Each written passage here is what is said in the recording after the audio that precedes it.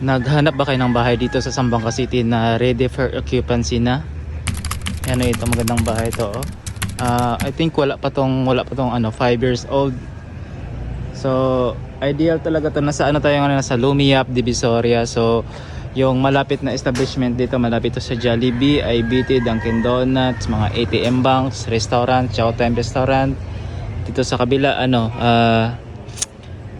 Toyota showroom sa Diversion Road, marapit dito sa Grand Mall, sa budget wise Pasabolong, sa City Hardware, Nissan showroom. Yan, kung naghahanap kayo ng ready for occupancy na, so isa to sa ideal nyo na pagpipilian choices. So ang kasya dito na cars mga 2 cars ang kasya parking sa loob.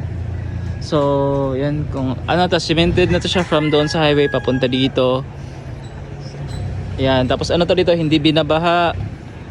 Tapos wifi okay ang connection, water malakas yung water dito system from water district. So yun, kung naghanap kayo na almost brand new po, tingnan nyo, ang ganda talaga ng bahay. Modern minimalist yung concept niya.